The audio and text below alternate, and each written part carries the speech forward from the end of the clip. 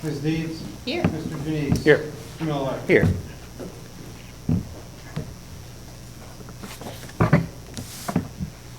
Commendations? Yes. Okay, great.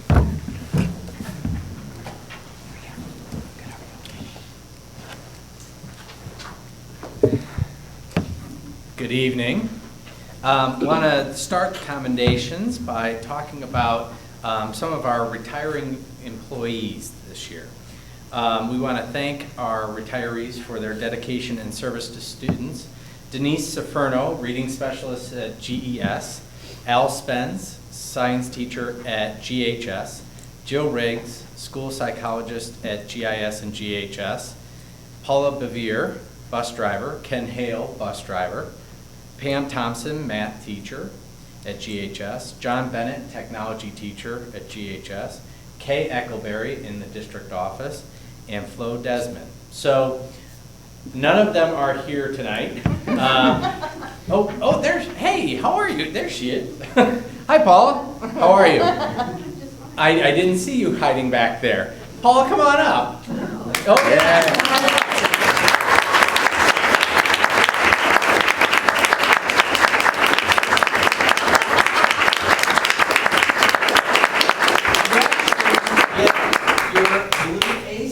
So I get to give my spiel on why these are so nice.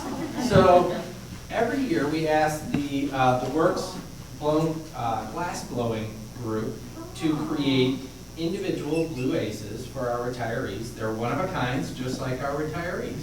And so, Paula, you have done a fantastic job of driving our students safely to and from school every single day.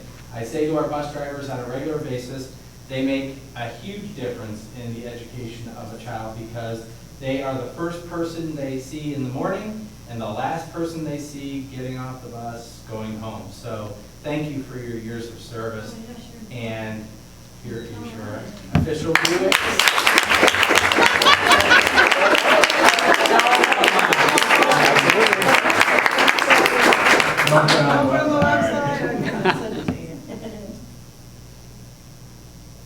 That's pretty nice. You might want to look at it. Congratulations.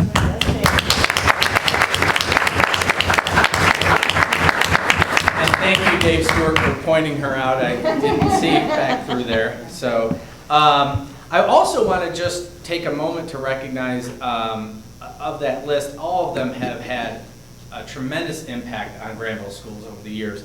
One in particular, John Bennett, I think is unique because that industrial technology position, there have been 2 teachers in the last 64 years. Think about that. And John, last year when he walked into the convocation, said, "This is my 43rd opening day at Granville schools," because he was a student for 12 years and then did the majority of his teaching career here as well. So John will be missed. I'm sure he's going to be, in the community forever. But all of our teachers and school psychologists, bus drivers, we can't do what we do every single day without our staff, and they are the most important piece of our students' achievement. So I want to thank them, and I wish them the best of luck in the retirement. I'm sure they're going to be happy and sitting on a beach, relaxing somewhere. So next we have our Granville Destination Imagination team, which advanced to the national tournament at the state tournament held in April. DI is a creative problem-solving program that focuses on STEAMs, which is science, technology, engineering, art, math, and service learning. This month they will represent Ohio at the global finals.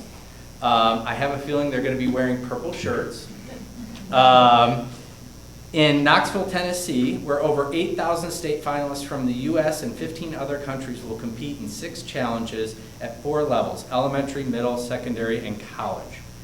The team members include GHS students Rick Duffus, Jackson Clark, Emily Tuma, and GMS student Rose Duffus, and GIS student Freddie Bell. The team is coached by Luann and Keith Duffus, and I would like you to come on up and receive your commendation. Congratulations.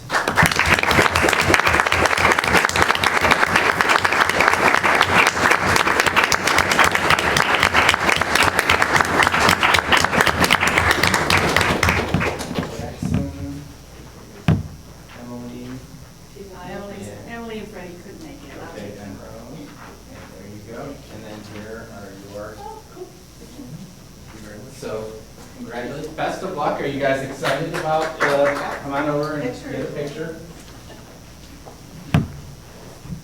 Knoxville, Tennessee. Come here. You guys scoot over now. There we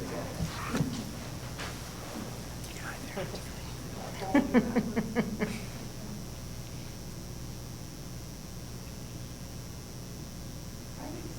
Congratulations.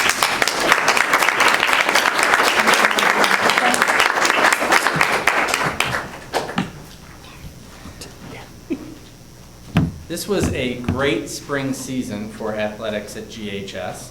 Our Division II state champion softball team is actually throwing out the first pitch at the Outlaw game tonight and then going straight from there to their banquet. So we were third fiddle, so we didn't rank, but they're going to try and come in July if they're available. But we want to recognize them for their absolutely really amazing run at the state finals, so that was fantastic. And then we get to congratulate our GHS girls track athletes who competed at the Division I state meet earlier this month. The girls 4x800 relay earned a spot on the podium with a third place finish. The team of Cassidy Carey, Michaela DeGennaro, Claire Lamb, and Kylie McFarland set a new school record by almost 12 seconds. And what was that? What was that record? 901.8. 901.8. That's pretty impressive. Yeah. That's flying. Also at the state meet, Michaela DeGennaro finished third in the 1600, Claire Lamb finished 14th in the 1600, and Kylie McFarland finished 10th in the 800. In addition, Maddie Long ran the 4x800 relay through the postseason to advance them to the state and was the alternate at the state meet. Let's give these athletes and coaches, Jim Green and Dave Augusta, and the whole team and Chrissy Rogerson, kudos and a big round of applause for their run at state.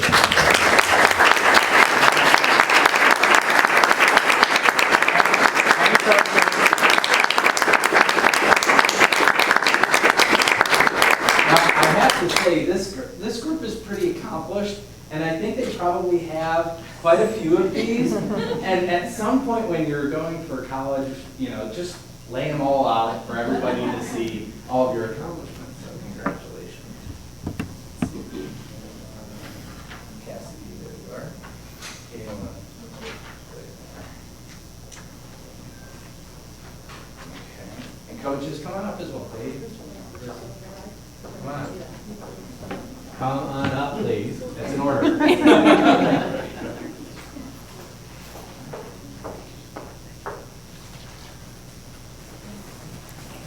Sorry.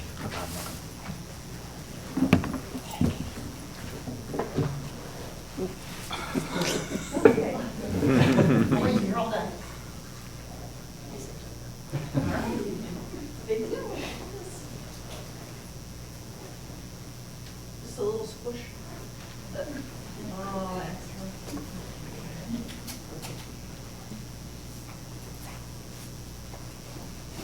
Hey, my hands are open. Good deal. You got it.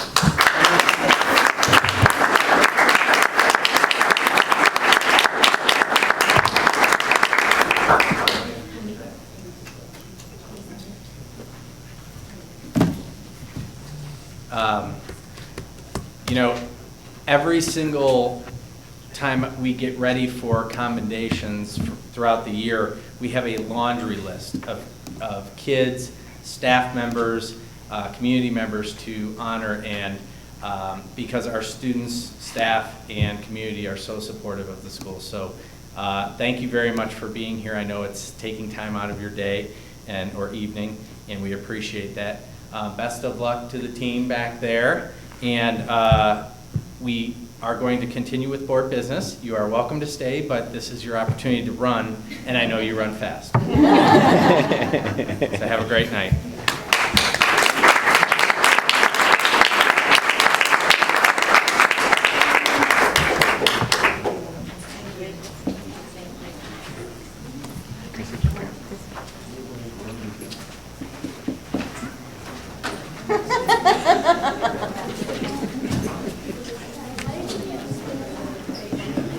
Okay, I'm gonna set up the. I think Jack and ages has changed a lot. I mean,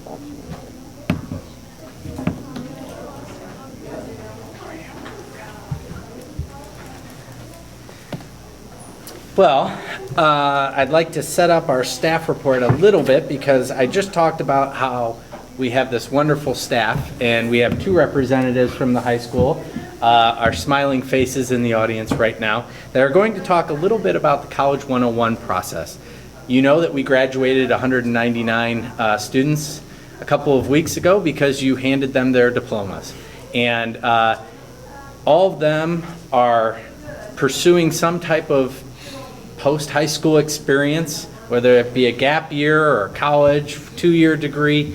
But these two ladies helped them figure out what that path is. So I wanted them to share some of their College 101 curriculum with you so that you have an understanding of what we do to prepare our students for that process.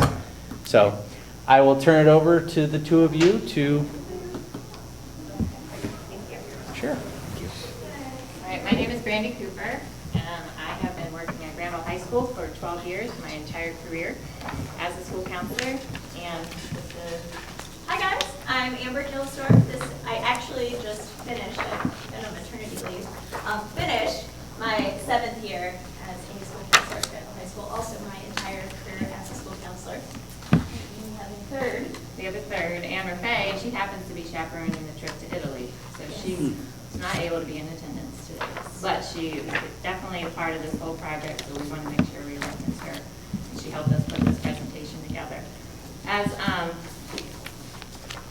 I don't know if you guys know this or not, but I'm president-elect for the Ohio School Counseling Association, and so part of that, I talk with members about advocacy, and so in my role as a high school counselor at Granville, I know that we're really supported, and I appreciate the support that you give us at the high school and school counselors as a district, but I also want to make sure that you continue to know what we do, because that's what I talk about with members of the School Counselor Association, about making sure the board and superintendent and administration all know kind of how we spend our time, what we do, so that you understand our role in the school more clearly. So we put together this presentation because we made it a goal for us to basically do pre-data and post-data and make sure what we're doing with the students is showing some results, because we have done the program last year, but we wanted to do it again this year and make sure it's moving forward. So Amber, so used to be in a classroom, Amber has passed out our monthly curriculum and then also just our PowerPoint for your review. So with this, we do like to collaborate with the English 11 teachers, and it works very well. They've been very supportive with us as far as trying to make some type of system work. And we used to go into the classroom in a different schedule, and it was not as clearly defined for the teachers, and so we work out something where once a month on the second Wednesday of the month during late arrival, like late arrival day, so it's even a shortened period, that we would come in and try and do some type of programming around college, so that it's not a whole period, like it's a modified period, and then they know exactly once a month when we're coming in, and we agree upon it and work that out, so then they feel respected, and we also can get in the information that we want to make sure all of our students get. So with that, as you can see, those bullet points, that's what's on the agenda, or not the agenda, but the monthly calendar, to make sure that we kind of figure out from year to year what do they need to know when, at what month, what's going on, what do we want them to hopefully finish the year out at the end in May, and so making sure that our calendar fits in with what is helpful for the students to know as they move into senior year. So our goals for this year, because like I said, we did this program last year and I think it was the year before. So our goals for this year, because each year we try to adapt a few things. First was to make sure they knew how to register online. And it seems really simple, it really does, but for whatever reason, students just miss, oh, I thought I could just sign up at the office, or because PSAT, you can sign up in the counseling office. So they're thinking I can just sign up and they don't realize they need a credit card. So then parents have to be involved. So there's different things. What website do I go to? So we have it all out on a form to make sure that they know that. Another goal was to create a testing plan, because sometimes students will think, yeah, I'll get it done. I'm gonna get it done, but then with sports and weekend commitments and musical things, they don't always plan ahead, and then they realize they have a conflict, and then another conflict, and then they gotta push a test date back, and then there's vacation, and all these things happen. So we have them create a testing plan, and they circle, when am I gonna take the ACT? When am I gonna take the SAT? Does this fit? Double check with my calendar. So that was a big goal for us, and it does align with the GHS CIP goals. So not necessarily a district, but I would assume district, GHS, all the same. So demonstrate college readiness by taking the ACT and SAT, making sure that juniors are done with their testing, hopefully, and maybe just taking it again for increasing their points senior year. And then providing students with more information, because with financial aid, for the last 2 years on the senior survey, we asked them about what they want to know more about, or what they wish they would have known more about, or the leading factor in choosing a school. And so helping to educate them and making sure they have more info in the financial aid, scholarship, how to understand the net price calculator, all those things are just so important. And it's important to the parents as well, but we also want to educate the students as they go into thinking about where they're going to apply senior year, what their plan is after high school. So we gave our students a pre-survey in September, post-survey in May, and then we actually collaborate with Mr. Bright in a statistics class. We give them all the surveys. The class, as an assignment, has to put all the data together. Then he pulls all the data together, and then he sent us some bar graphs based off of each question. We've modified the bar graphs since then, but we all work together to make sure that they're getting something out of it. We're able to use the data, and it's just a collaborative effort, and it works out well for both parties. So I'm going to go over 2 of these bar graphs, and then I'm going to turn it over to Amber. But with the first one, I am confident in utilizing various resources to search for a college major. So in September, 72% agree, strongly agree, and then May 2015, 95% strongly agree. Now there's not a significant jump in this part here, but we've done lessons in sophomore year, and we've also done lessons in 9th grade regarding college and also career exploration. So they've done some things already to kind of figure out a little bit about what they might want to go into, what career they might be interested in. So we're not surprised that there's not a larger jump in that area.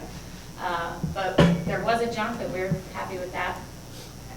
The next question, I know what qualities I'm looking for in a future and college career path.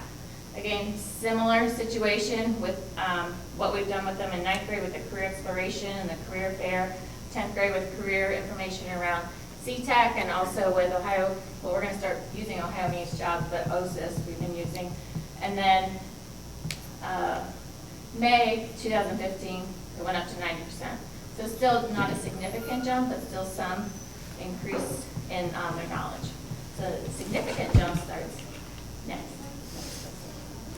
If you notice on the calendar that I passed out to you, the month-by-month breakdown of what topic we're covering each time we go into the English 11 classrooms, you'll note that each one of these statements that we're having students self-rate aligns with that particular month's lesson.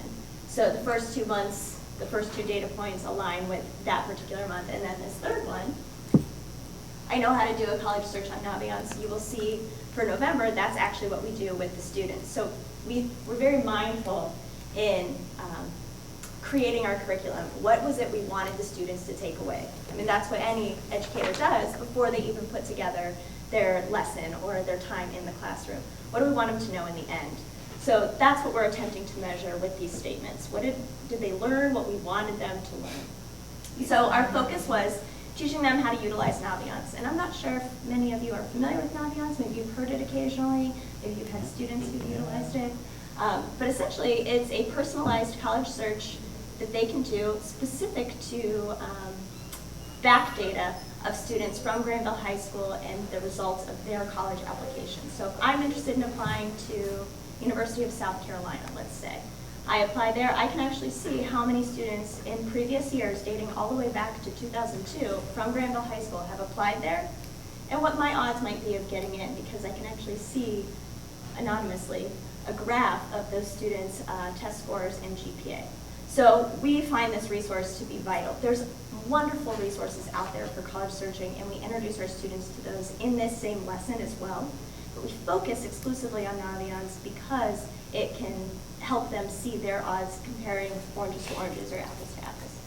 So this is a huge jump. Every year we want to see more and more growth. But for our first year in measuring the data points, we're thrilled to know, okay, coming in September, they hadn't had much practice in it. By the time we spend the time in the classroom with them, and this is just one element of our curriculum. We also meet individually with all of our juniors, and we sit with them and walk them through their own personal college search. So we can see a huge jump come May from where students were in September. Can I ask you a quick question? Yeah. At what point do they get an account to Naviance? Freshman year, They get it actually. freshman year, okay. But there's other resources and tools within Naviance that we introduce them to, so we kind of build their comfort level with it, almost like, well, now Schoology. So they gradually get more immersed within that particular database as we progress in the year. So they haven't had as much exposure to the college searching prior to junior year. We do sit down with a lot of them individually if they come in before that. And we've actually been discussing possibly bumping that particular lesson to sophomore year. So every year as new things come out, we're constantly revamping. Great question.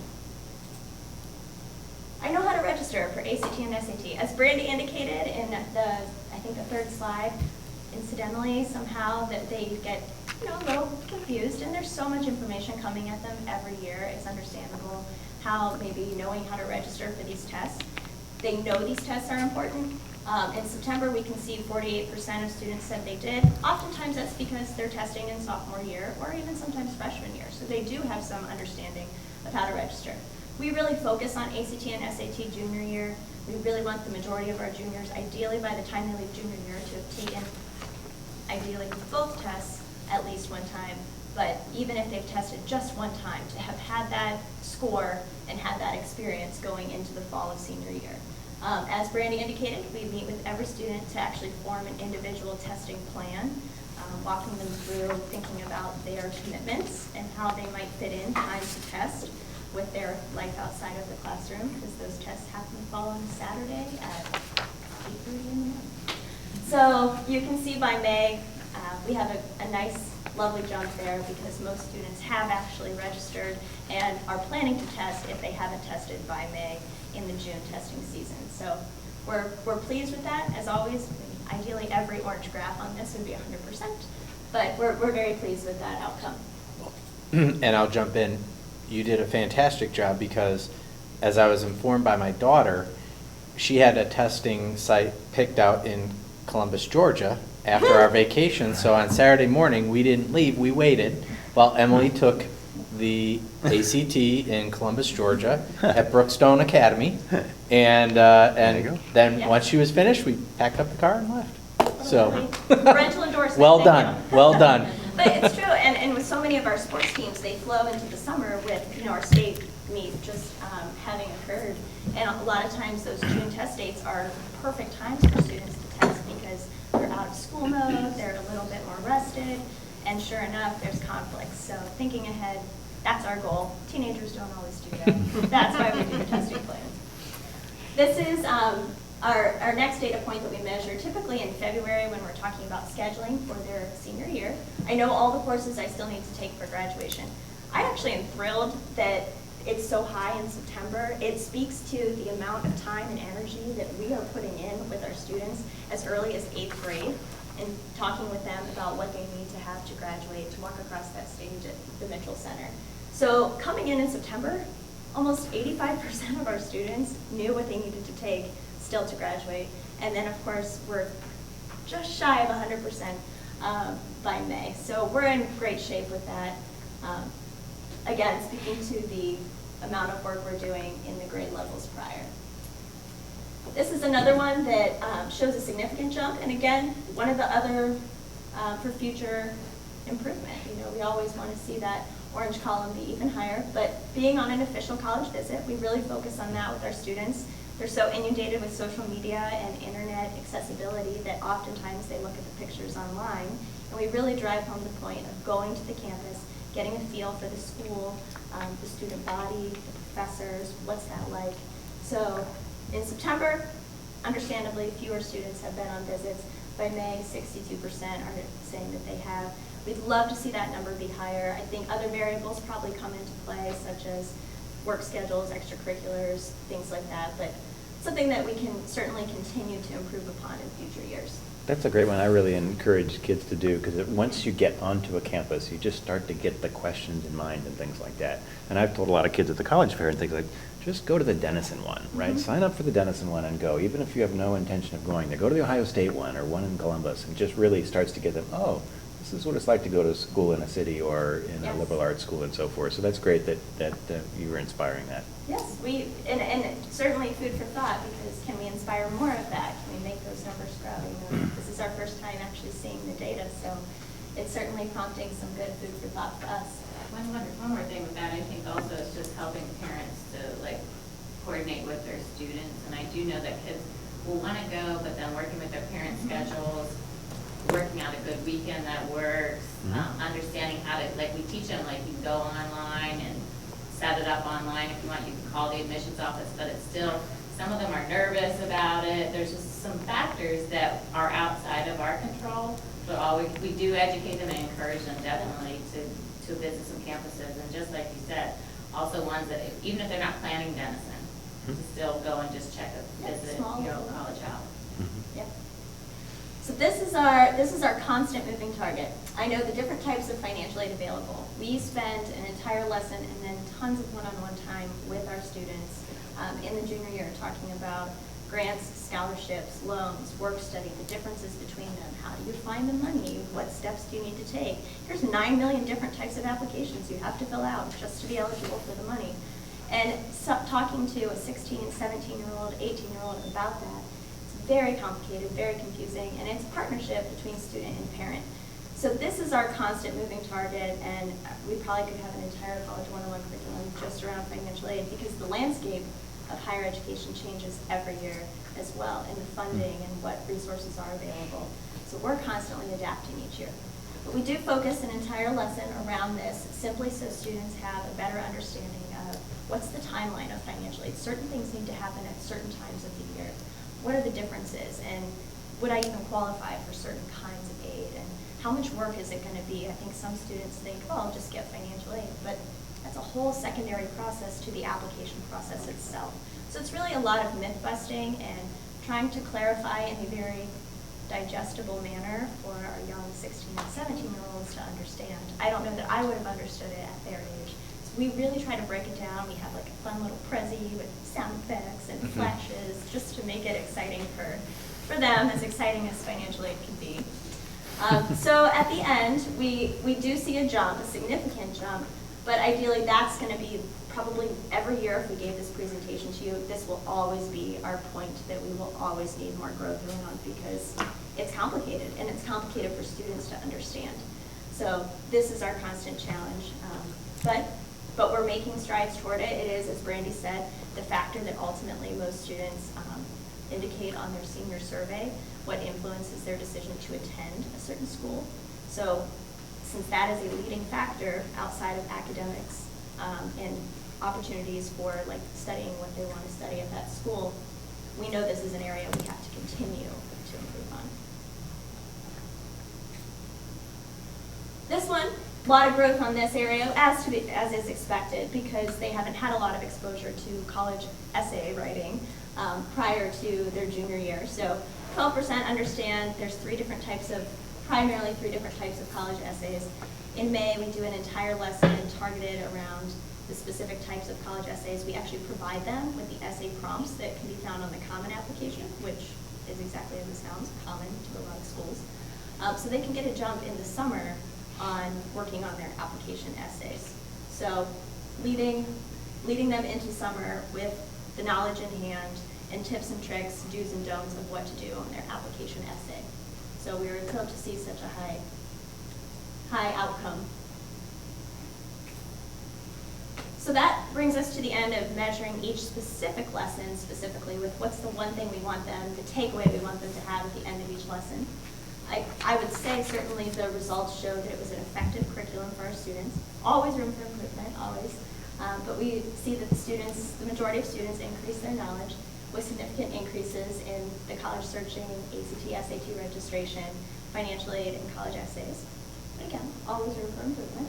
And to that end, we would not be passionate or great school counselors, I guess, if we weren't constantly thinking about how we want to improve year to year. So our focus for next year already is incorporating the new Ohio Career Advising Policy and building on that and incorporating the lessons we do with students in 9th and 10th grade, utilizing the Ohio Means Jobs, the new resource that has come out this year, or a year and a half ago, career pathways, major searches, so kind of pulling all of those resources together to create a more comprehensive way of searching for careers underneath that policy. And then, again, our moving target, our financial aid, so constantly tweaking how we deliver that information and making it an easy to understand format for our students. And as Brandy said at the opening, to close it off, we truly appreciate the opportunity to come and meet with you and share this information. I'm sure Anne is very jealous over in Italy that she couldn't. Sort of. And of course, we couldn't do this. It truly takes a village. We have our English 11 teachers who've been so flexible with us, the statistics teacher willing to partner with us and have his outsource the data analysis to his students.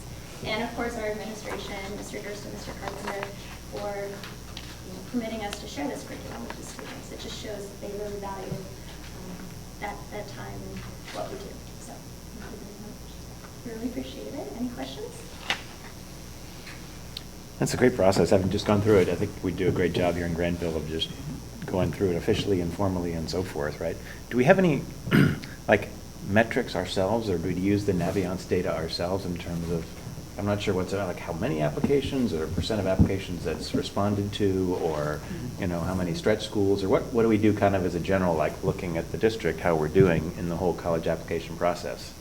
We do actually have that data as far as, Naviance doesn't put in, there's no output for stretch schools versus likely schools. I'm not sure how to, yeah.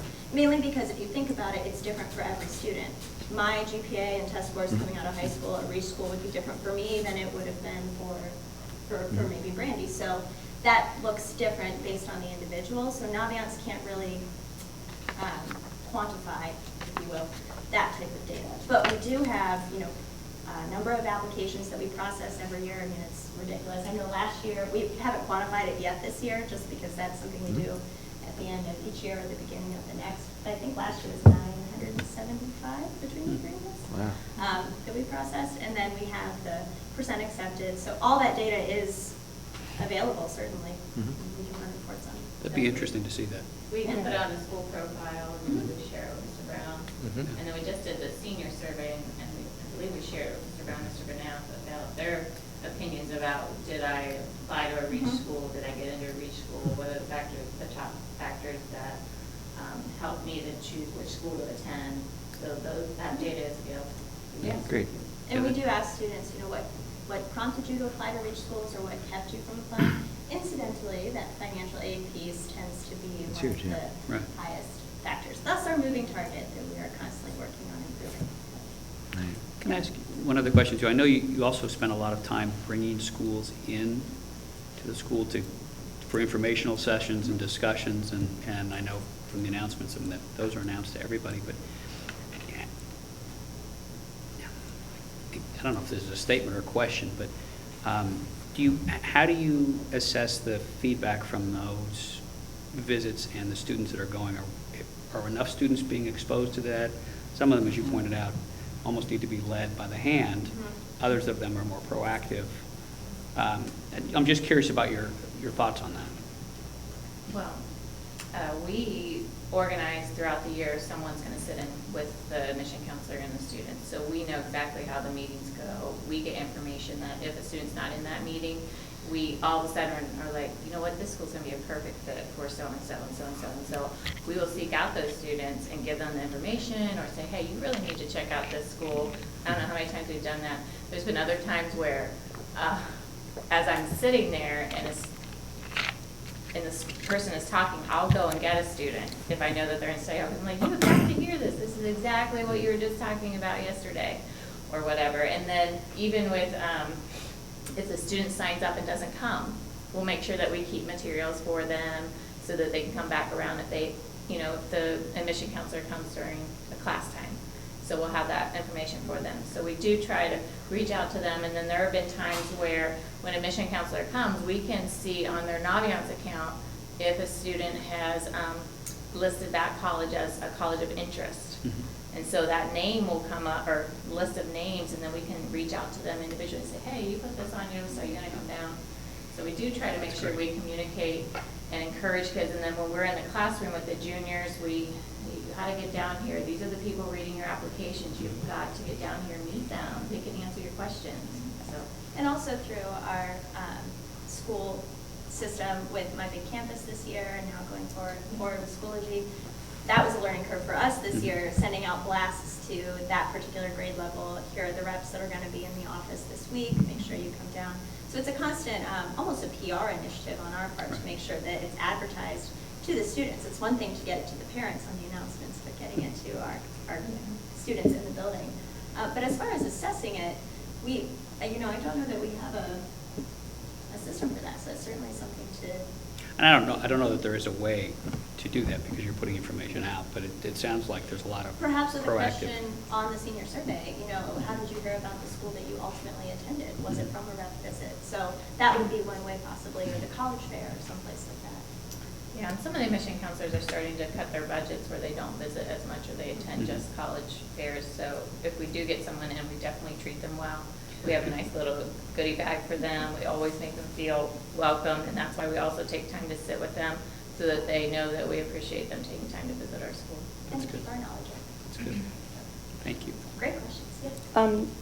On the financial aid side, with that being a factor in how kids choose whether or not they're going to apply somewhere, do you have any way to talk to them about because many schools have their public financial aid and they have the unpublished discount rate, or how to look at what an endowment, what kind of an endowment an institution has, and that can be an indicator that they may offer more unpublished financial aid in terms of their discount rate. So do kids get some awareness of those issues as they're looking for schools? Yes, in fact, it's more senior year. It's not so much a part of the College 101, simply because if a student hasn't yet even applied to a school, they're not going to make a lot of headway probably talking to a financial aid office, like, how much more can you give me, when they've not even yet indicated that they're going to apply there.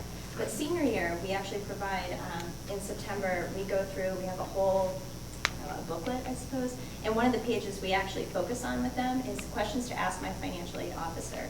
There's always more money to be found, and unfortunately the government forms and even the CSS profile for private institutions are not all inclusive of unique situations in a family. There may be medical bills or and I'm just thinking of kids who would self-censor and wouldn't even think of a school because they wouldn't know that there may be what's the 3 different kinds of financial aid versus what actually happens once you apply. Yeah. So that was kind of more keeping kids from self-censoring and Yes. looking at those possibilities is kind of where my question was coming from. And then we talk with them, like if the student, for the junior year, at the end of junior year, with the student check-in, what is your plan? What schools have you already been looking at? And then in talking with them, I know for particular small private schools that my seniors who have received certain scholarships or large financial aid packages that face value for the cost of that college and then what they're ending up paying is just very different. And so I can speak to that and say, well, I have a senior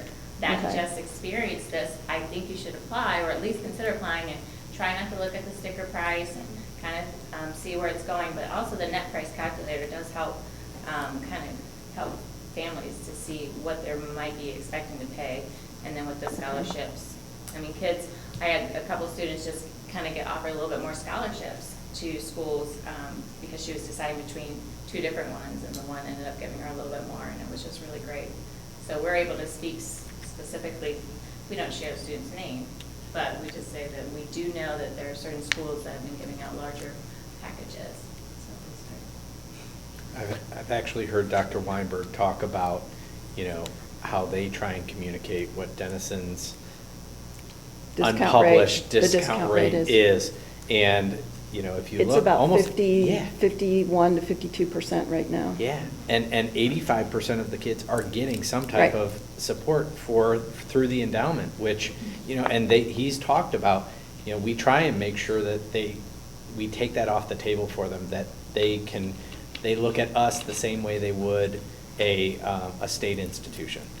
But people don't know From that. a cost perspective. Yeah, you're right. We encourage. Parents don't know that I was either. just going to say, Yeah. the parent factor is the big piece of the pie that is not being discussed right now either, because parent education is the other component. Again, at 17, I don't know that I would have been like super savvy to navigate the hidden price of a college. So a lot of our conversations with parents, we're really encouraging them. We can speak in generality. The sticker price is not the price. We tell parents all the time, you ever bought a car? You don't usually pay the sticker price for the car. So we explain to them, and we really encourage them to meet with the financial aid officers in the financial aid office directly at the colleges their students interested in, to help them understand that process a little better. We can speak in generalities, but we're certainly not experts on every Right. institution that's out there. Well, and to know if your student is competitive, then that changes the terrain under which those conversations Exactly. can take place too.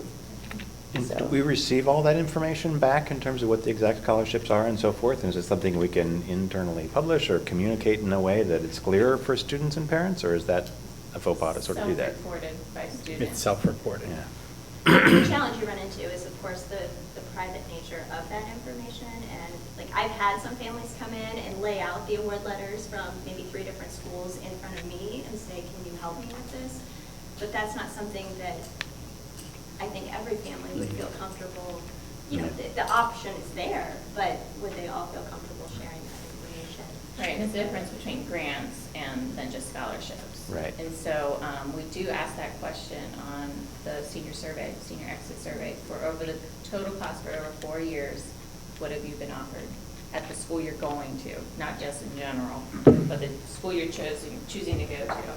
So, but it's self-reported, Right. so we're like, times it by 4. And But yes. probably the parents, like you have a good point, is they're ones to kind of engage, especially first Yeah. time through, right? Yeah. You have not seen it in 20 years or whatever. I don't know if there's a better way to engage parents. Maybe like Schoology has a messaging method or something like that, so parents could be involved in the College 101 process, because many juniors might not come right home and share with their parents exactly what they did at school that day, right? But, there's a great opportunity there, right? If they had a lesson about, college finance, right? Well, let's talk about that. Or, visiting colleges, what are we going to do at spring break, and so forth. So there might be a way, to communicate that. And I think It's- Schoology has some really good tools to does. target, you could Yeah, target yeah. parents or You juniors could with the take your intentional stuff and communication. put it on as a link. Yeah. And we Yeah. do. We actually did that with my big campus. We had all the info there, but parents were not able to access that information.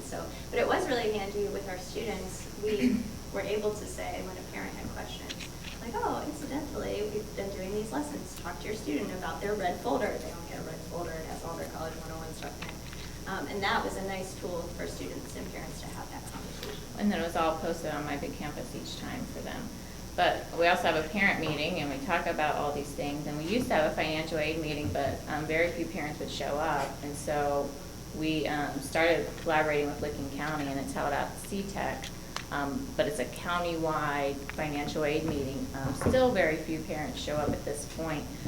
So we do encourage them to definitely have a conversation with financial aid officers and just have a meeting just like you would with an admission counselor. And then we share the information with them, and we put the presentation information online under parent presentations with a PDF, and try to make sure they have access to all that information if they want to read it. Okay, Great. Thank you. Thank you very much. We appreciate all that you do. We can turn that off.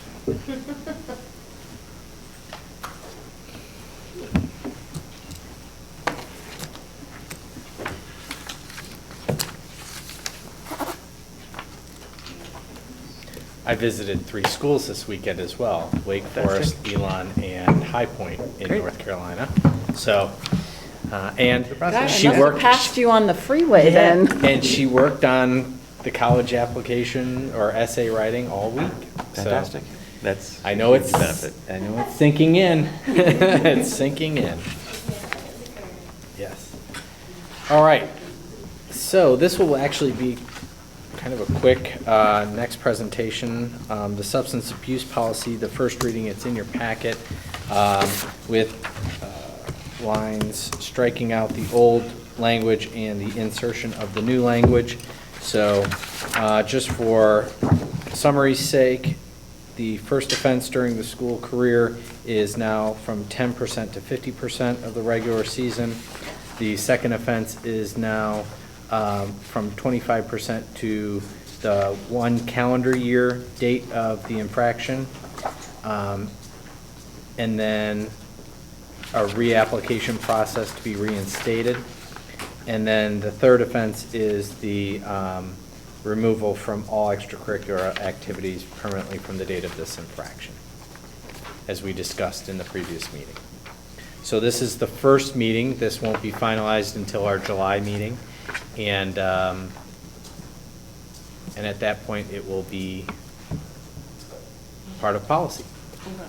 We'll vote on it. Yes. Any questions or concerns? Have you heard much feedback since we talked about it last time, or has anybody else gotten input? I know Mr. Peterson put an article in the paper. I have not received any feedback, not one comment. Matt, 0? Okay. Chuck, did you get any? All right. I don't know. Okay, no, I haven't heard a lot either, Yeah, right? And no. I need to go out and proactively talk to some people to make sure that we're on board, but I think the direction we're headed is the right one. Yeah. Okay. So that concludes. Can the- I ask you just one follow-up on that, to your point, Thomas? So I know Mr. Jared obviously has been very involved, and there's been a committee on this, but has the proposal now been sent to all of the program directors or coaches and Yes. athletic boosters and everybody else for an opportunity to come? Yes. Thanks. Great. At this point in our meeting, we take public comments. If you'd like to address the board, Oh, please. wait. What? You skipped the board discussion. Oh, well. Yes, you Well, did. who cares about It's this? just a state Who cares budget. about this? Mike's like, wait a second, I'm prepared. Turn the page too soon. Okay, anyway, state budget discussion. Okay, good, that's it, we're done. Yeah. State budget, we mentioned it. I will just briefly, kind of where everything is right now and where we stand under the different proposals. The Senate accepted a substitute version of the budget last Monday, Tuesday. And I did go and testify last Wednesday, actually in support of what the Senate had done. Actually, I think what they have done is very reasonable. I think they attacked a lot of issues without causing issues for a lot of other districts, which is kind of the case with what the House had done and what the governor had done. The Senate omnibus amendment, which is, if you don't know what the omnibus is, basically they get the substitute version, the members can all turn in suggested amendments to the budget that was accepted last week, and usually they'll get 1,000 or 1,500 amendments, and leadership and the caucus will go through them, and they may pick out 100 and say, okay, we'll do these 100, and they're all combined into an omnibus amendment, so they don't have 100 different votes on 100 amendments. The omnibus was supposed to be accepted today. It was not. I got a texted to lobbyist who we do work with to see what the deal was, because he's usually really good about getting me stuff. He said they didn't do anything today. They're scheduled for 11 o'clock tomorrow morning, but they're in a bit of disarray, it sounds like. He's not even sure it'll be ready tomorrow morning.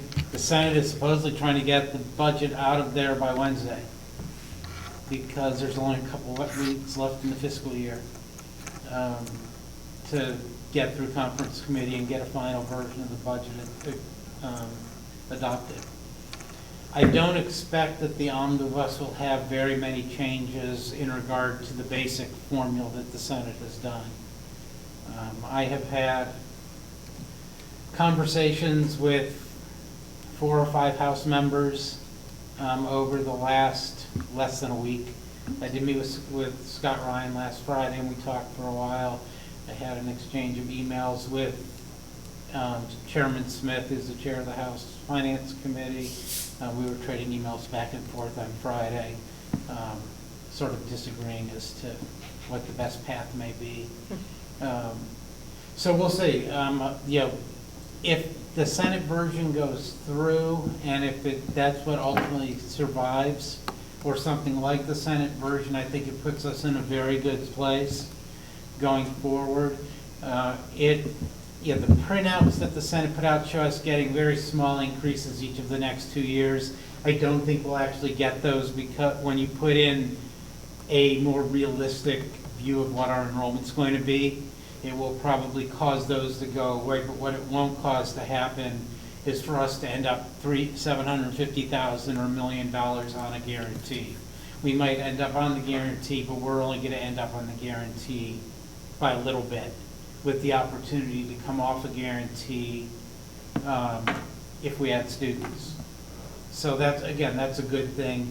It makes forecasting better. I think that if the current version of the formula survives, and by surviving I mean that becomes the base of what ends up happening, which is what the Senate has done, I think there's a good chance that will remain the base going forward for a while.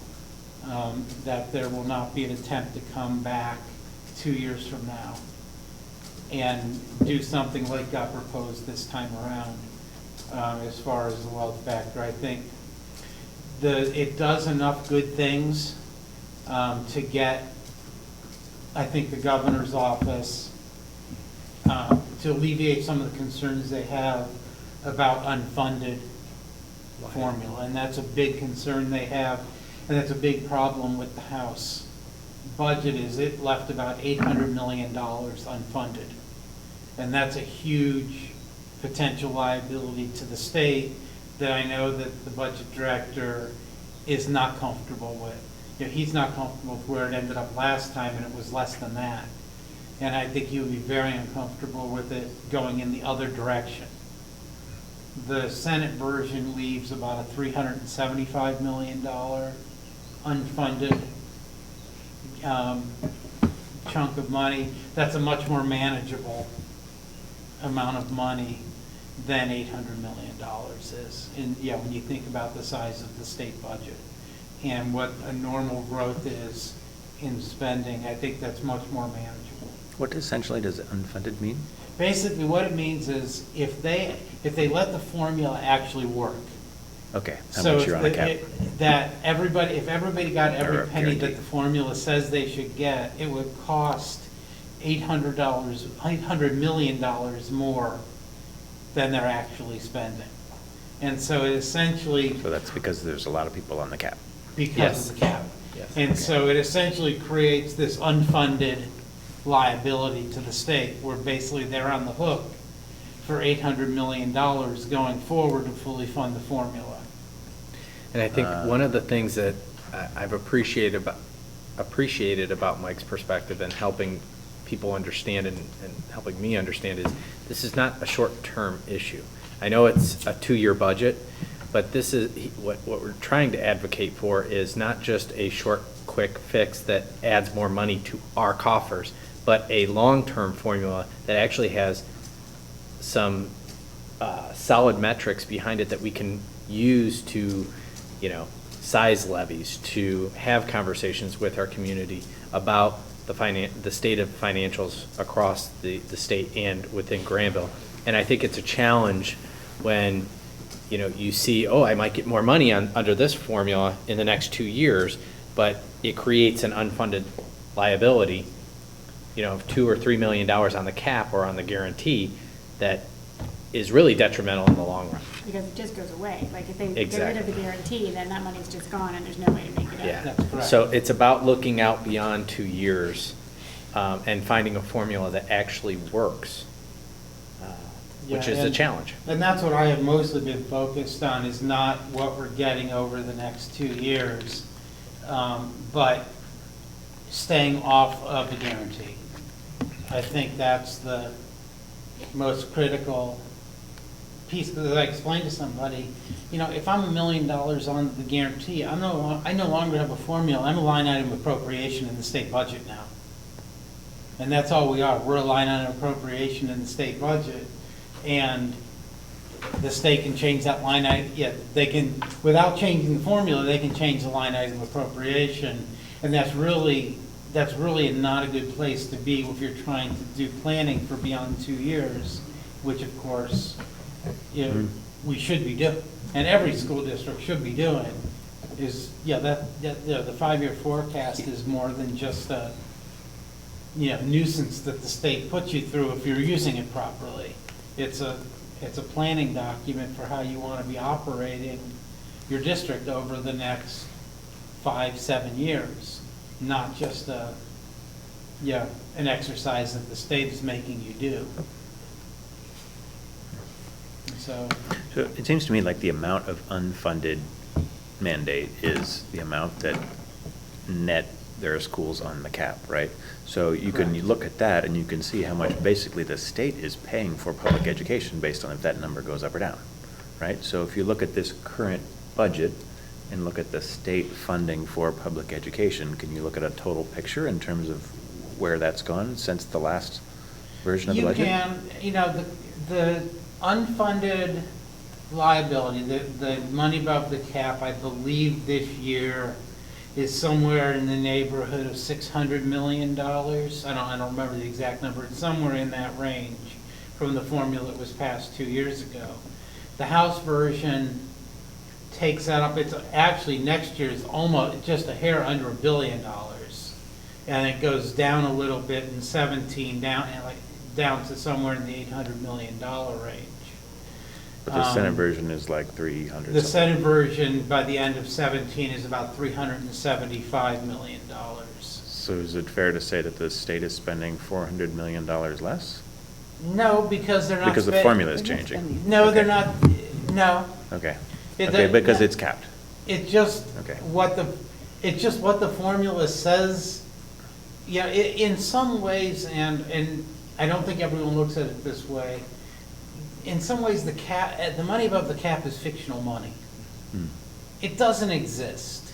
It's a it's not even a liability. It's a, whether you want to call it a promise, which is a bad word because it's not a promise. It's basically saying, yeah, we would fund this, but we don't have the money to do it, so we're not giving it to you, and maybe next time if we have the money, you'll get it, or maybe. It's a politician's promise. Yeah.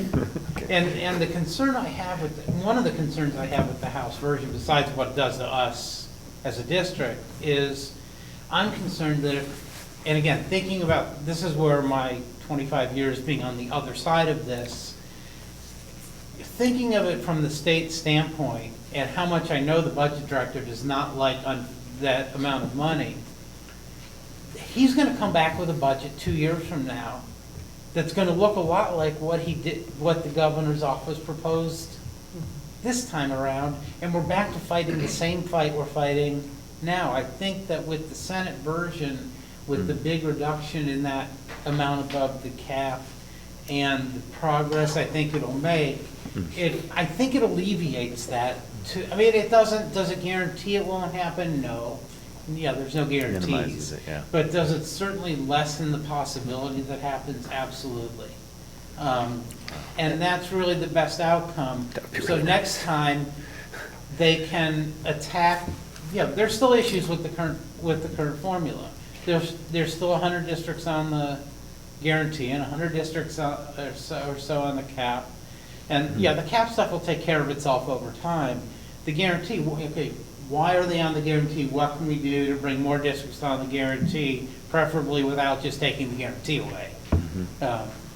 And it gives that ability to do that and to do this incrementally, which is really, you have to do this stuff incrementally, because if you try and do too many things at once, you get so much dislocation. Yeah, and that's what we saw with the governor's plan and with the House plan, is they tried to fix too many problems at once, and it caused a lot of districts like ours to suffer essentially pretty unfairly. And I think it also, it makes it more rational to communicate to the public where, you know, some of the drivers of the formula, loss of enrollment, or, you know, the state share index, it's more easily understood why, if you have fluctuations in those metrics, it would impact your state funding, okay? But, you know, some of the wealth factors that they had, it was more complicated and more of a weighted position by the politicians versus a factual reality. What's that? It seemed very random. Yes. Or intentionally random. Yes. Yeah. Yeah. So I think, you know, It just had big consequences that they didn't quite fully appreciate, potentially. Right. So are there income factors in the Senate's version of any wealth? There are income factors, but they are implemented in such a way it does not impact high wealth districts.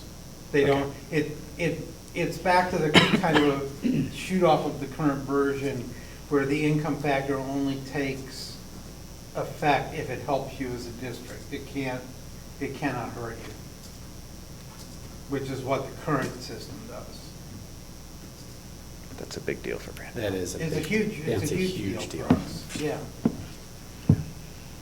Is that as a result of the lobbying, or is that just people kind of woke up and smelled the coffee, or? The Senate, I think the Senate has always had the inclination to start with the current formula. You know, I'd like it to say it's because I was out there lobbying for it. And I don't know, maybe that had some little impact on it, but. I would say it had an impact. But I don't know. I mean, I think the Senate, they really wanted to start with the current formula because they got a lot of complaining that we need stability. You can't keep changing the formula every 2 years.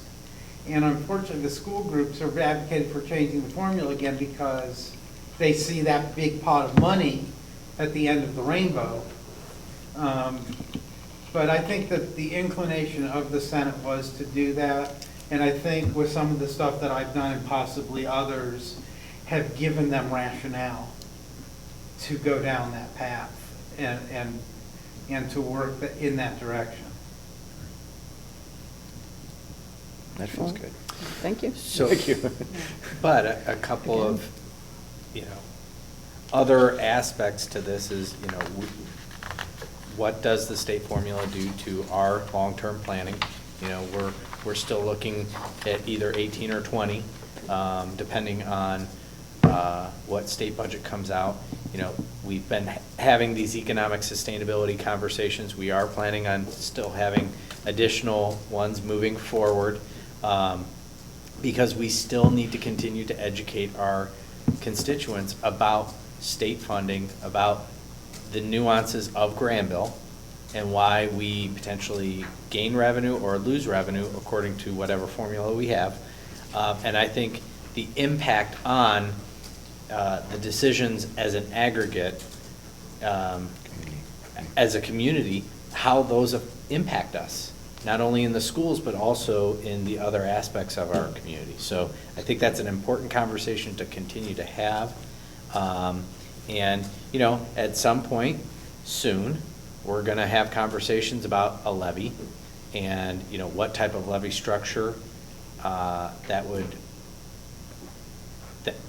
would be most advantageous for the schools. especially given the conversation around income wealth at the state level, that's a conversation to have as a board about maybe a potential different look at the way that we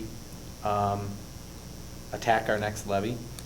And, I think we should always look at pay to participate every single year.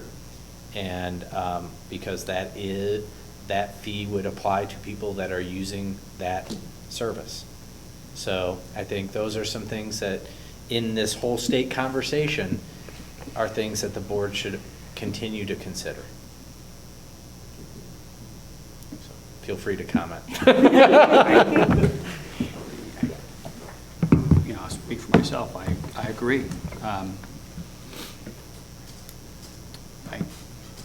You guys have done great work. Mike and I have spent a lot of time, a lot more than you give yourself credit for, talking to folks down in Columbus and elsewhere about the impact of the budget proposals, and I'm hopeful that the Senate version prevails because it is a more rational budget and also appears to be one that enables us and others to engage in more long-term planning, which is frankly our responsibility and our obligation to the community.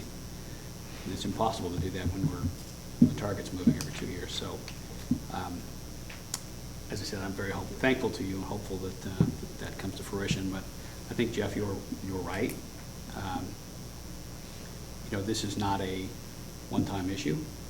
It will be a continuing issue for us, both with respect to the state budget and where we're at risk, and in terms of what the state wants local communities to do to support schools. So it is absolutely critical, in my view, that we continue the discussion, that we actually accelerate the discussion on what the community wants to see out of its school system and how we take long-term steps to fund that and ensure economic sustainability. And I think that has to include the discussion items, some of which you mentioned. Pay to participate is going to be an issue. The community has never, in the past, not been enthusiastic about an income-based tax for supporting the schools, but I think it's something that probably needs to be addressed as well. So I would encourage you to keep reminding us about that, and I would encourage us to keep talking about that and engaging the community on that basis. Thank you. As an addendum, I think too, that issue of attracting and retaining high-quality staff, because we've seen that entering into the picture now as a definite factor in our ability to do that. I appreciate you advocating for me, because we've had conversations about that the formula actually works, because then we can actually explain where our money comes from and why we're losing or not losing money. And I think that's really important, is for our communication piece as well, that, if we're just $2 million gets wiped off the books because we're on the guarantee, you can't, how do you explain that, right? So I appreciate that you've been advocating for, to find a formula that works, or at least, again, just not have a moving target, like we have, I don't know, since I've been on the board, 6 years. Well, there hasn't really been a working formula since the 2008-2009 school year. Yeah. Until the one we have right now. Right. So I think that's, again, for planning purposes, it's vitally important that we continue, I think, to advocate for a working formula. So. And it's especially encouraging to hear that this one could be sustainable more than just 2 years. Right. Right? And if they can settle into something that can evolve, right, as the needs of the schools evolve and so forth, but not in such gyrations that we don't have any certainty over our next couple of years' future, it's good. And I think it's really fortunate that we're starting our next process, following on from our innovation. And I think that this financial component, as a community, needs to be an important part of that. And I can see us coming up with a mission statement or goals or something about, what the community truly wants out of its school district that can be reflected in the mission of the district, which is sustainable, right? And having a little bit of more certainty potentially on our short-term finances at least, right? I think will help a lot there. Communicating with the rest of the organizations in the community and so forth. And it's not that it gives us a ton more latitude to spend more or anything like that. That's not what it's about, but it's just a certainty, which has been what we've really struggled with as a board since I've been on again, since you have. Yeah. So, great. Agreed. Thank you for your work. Thank you. Anything else? No? Okay. Okay, now. Now it's time for public comment. If anybody would like to address the board, please come to the podium, state your name and address, and you can speak for up to 3 to 5 minutes. Seeing there's no one, we'll move on to board reports. Just briefly, legislatively, it's really the budget that's in the limelight. I don't think there's a whole lot else going on. Although I did have a quick question. So the amendments that are coming, they're not all budget related. They could be anything, right? Well, Technically? technically, no, but in But practice, In yes. practice, In yes. practice, yes. Yeah, they could deal with, you know, the budget that the Senate accepted is 4,000 pages long. It could be, they could apply to any of those 4,000 pages, and no, that's not all budget. There's a lot of policy and other things in there. And I would expect that some of the House Bill 74 provisions and Senate Bill 3 provisions that have been working through the House and Senate related to testing will be pushed into the budget because it will have an immediate need to be turned around. So they're not going to try and do both, they're just going to funnel it in. So that makes me nervous because you never know what happens in caucus or in committee, conference committee. But I do know that there is alignment on the testing conversation between the House and the Senate and between those two bills, Senate Bill 3 and House Bill 74. And the Senate's bill they accepted last week has the exact same provisions related to park assessments as the House one did. Correct. Which means Meaning none. Yeah. Correct. They would be defunded. They would be defunded. But anything replacing, like any proposals for what's going to replace it? That is still up in the air. All right, so the 100 or so will yet to be seen. We may have an update in July. Yeah, and you know, I know it's frustrating to our staff, Yeah. and I know it's frustrating to parents, not knowing what their students are going to be exposed to, and we're trying to get as much information out to them when we know it, but we really just don't have any information. Yeah, hopefully I will get the omnibus sometime tomorrow. I normally get it as soon as it's available. Sometimes I'm actually able to get it before others can get it. And I will, as soon as I get it, I'll take a look at it and see if there's anything Policy. in there that we need to be worried about. A little light reading over the weekend. Yeah.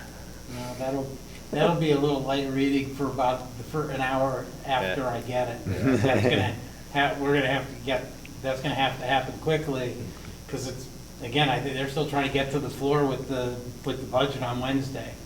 I've not heard that they're not planning on doing that at this point. So there's not a whole lot of turnaround time there. There won't be any there's no testimony No, against. there is no there will be no more. Testimony is over. Yes. So whatever Or the whole goes bu- in, they're going to vote on one way or the other. And there was no testimony at conference committee. Correct. So there is no, public testimony on the budget is over. Just a quick update on CTEC from our honors ceremony, which happened the week before Granville's graduation. They had 282 students graduate. 118 of them are currently working in a related field. That class overall has earned 2,200 college credits while they were enrolled at CTEC. 85% of them are eligible, have earned an industry-recognized credential. I should say 85% of the eligible students have earned an industry-recognized credential. And they've earned $819,000 in college scholarships. 14 of them have enlisted in the military. So that's sort of a synopsis of what they're doing next year. One student's going to Denison to study Medical engineering. biomedical engineering, and he got a hefty scholarship, so that was exciting. That was announced at the ceremony. But other than that, it's summer mode and not much else is going on there. Mike, you wanted to give us an update on the Newark Granville Community Authority? Yeah, we had the annual finance meeting a couple weeks ago. The authority did approve budget, which include, the biggest chunk of the budget is money carried over from last year plus appropriated this year to replace the bus garage. We now believe between last year and this year, there's enough money to do the whole bus garage project. That's most of the others, a little bit of spending for technology. The one thing that there was a long conversation, I told them I would bring this back to the board, just so the board is aware of it, by several members over the assessment, and whether the assessment should continue at the current levels or whether it should be reduced. The thinking being that because the purpose of the assessment was to help the school district absorb the additional students into the district, and now that the district has been declining in enrollment and there are no building capital needs, since we have the intermediate school, whether the charge needs to be as big as it is. It will be a discussion that I think we will again have at the January meeting of the authority, which will take place actually an hour before the organizational meeting for the board in January. Yes. Go ahead, I'll ask my question. Okay. After that. The only thing I do, in the bylaws of the authority can only lower the charge if the school district grants them permission to. So the district actually controls, you control whether that charge can be lowered or not. So they cannot just unilaterally take action to lower the charge without the permission of the district. But it is, basically what I told them is, I didn't give an opinion, even though I didn't give an opinion either way, because it's not I'm the secretary treasurer of it, it's not my role. But yes, if we're going to have the discussion over the next year, is probably the right time to have the discussion, because we have, as a board, have to be going through discussions on our long-term capital financing plans because of, we have the renewal of the PI levy in 19, and we have the $500,000 maintenance levy expiring in 19 that cannot be renewed by law. And we do have the assessments from the authority will start coming off in 2021. It's a 20-year assessment from the time the home was first occupied. So the first homes there were occupied starting in 2001. So the assessment will start coming off in 2021. That sounds like a long ways away, but it's really not. It's really in the next it's really part of the next planning phase for how we're funding our capital, as we get closer to 2019. And so, this is probably the correct time to have that discussion. And I said the board probably will have the authority will have that discussion in January. And Mike, as treasurer, and I as superintendent, will not sit on the fence during those conversations. We will have an opinion. I have an opinion right now. I have an opinion right now also. Share with you, but when we have that conversation, we'll make sure that we provide input. But the meeting last time, I was simply facilitating the conversation. Correct. And we got the bylaws out, and I pointed out to them that they couldn't really do that. And also, because of when the election took place in May and my not going forward because my term ends, I was not at that meeting because I'm no longer on the part of the body. So if in your January meeting, and whoever is sitting here that's newly elected, someone will end up being because there is a board representative that sits. There is no longer a formal board representative, no. because the authority has met population requirements. That's right, okay. That were set up in the original bylaws, all 7 members are now elected members. So there can be an ex officio, and they are public meetings. Right, well, what I was going Yeah. to say is it might behoove someone to come to that January meeting because it's taking place prior to this organizational meeting, and you wouldn't necessarily realize that no one is going to be there officially anymore, so. Great point. Thank you. Any other questions for Mike? Thomas, do you have updates from the Brown Education Foundation? Do you have the names of the The new grants trustees? are on there. Yeah, so part of And how about the 3 new trustees? Yeah, so we do have a list of the grants later on that we will be accepting, and we can chat about those at the time. There are also 3 new test trustees that have been accepted for the I board. only know one. I know one as well, and I thought we should say them all. Maybe we Yeah. should do that in July. Maybe we should do that in July. Okay. And so there have been 3 new trustees to replace outgoing Was there trustees. an email related to that? I don't know that it was sent out in an email. I gotta search a little bit. Which is great because there was a pool of many, many candidates that applied and with great backgrounds, some new in the community and some with long histories and various backgrounds.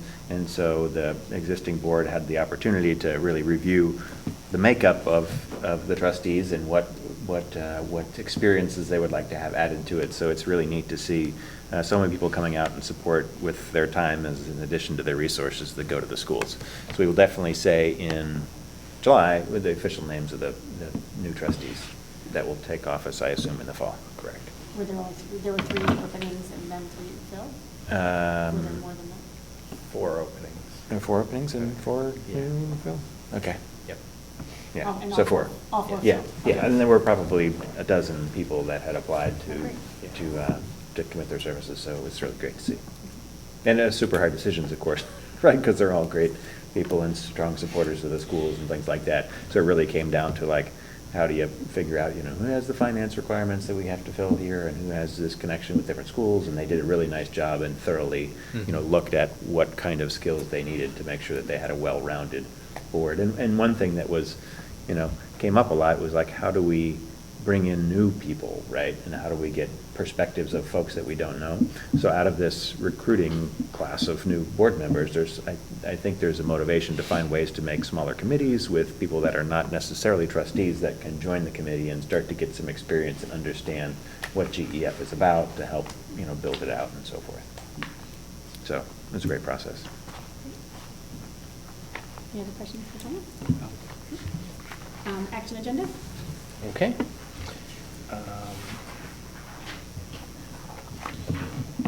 Action item 10.01 is the electronic calamity makeup plan permission. So moved? Second.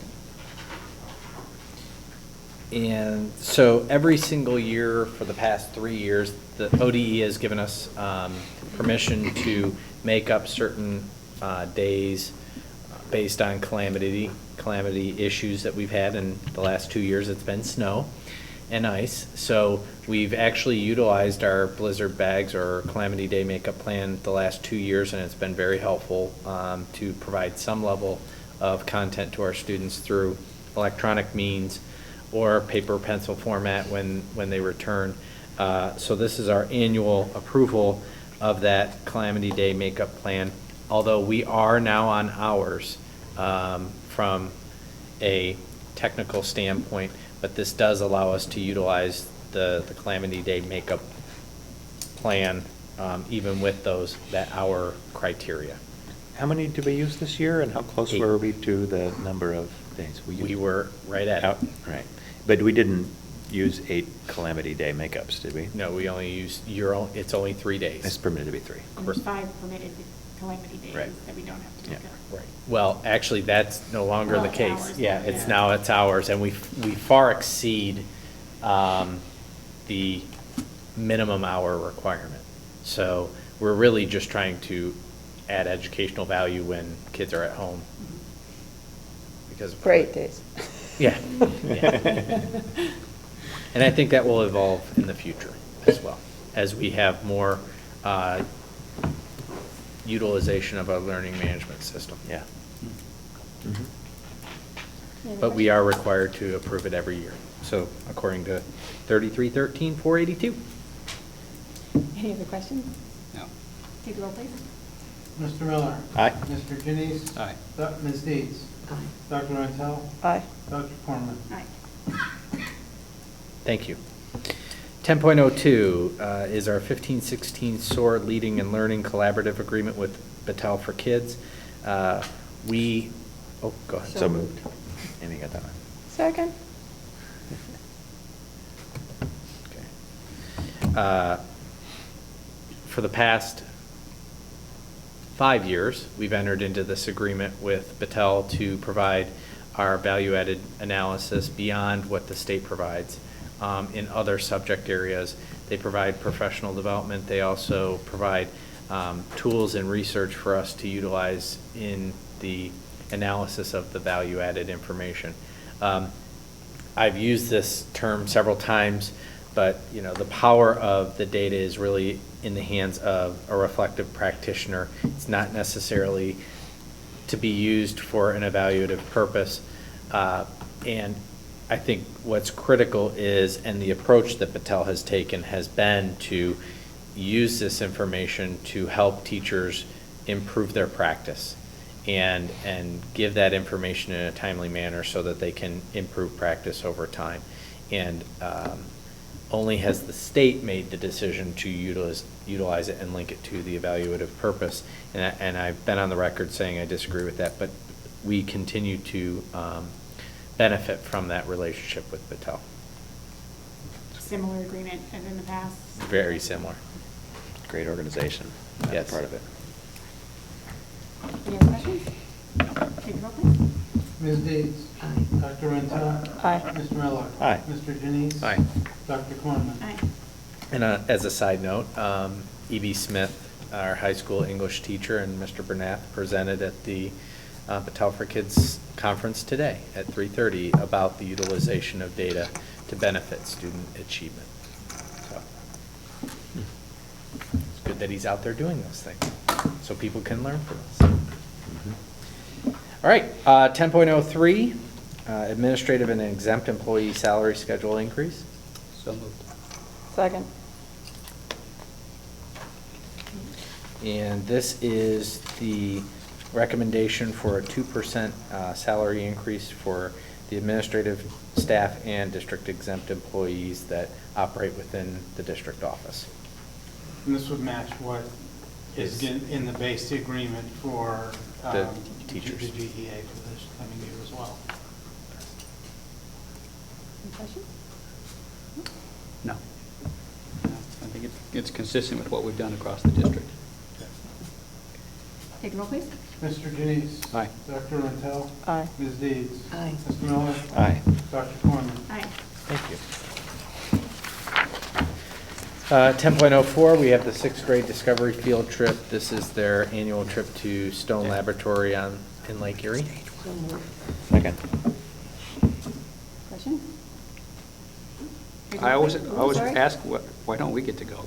Yeah. I never get the answers. I do get to go. He I did do get to go. Oh, you do? And Jen Okay. went a couple of years ago. I went a couple of years ago. We actually had students present. Yeah. They have to do writing related to their trip.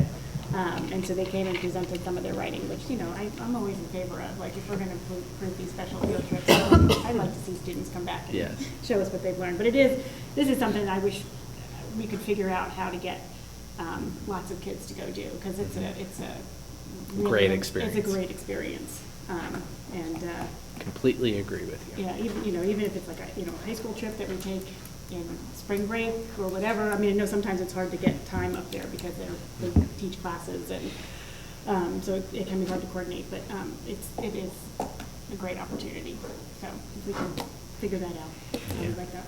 Anyway. Okay, thank you. Any other That's a comments? great point. Well, ideally, the land lab is already, that's the long-term goal of Right. using that Yeah, for sure. thing, so, But it is nice to get out of, absolutely. the district, and, the health of Lake Erie is a is a Vital. vital, important issue too, so. Mhm.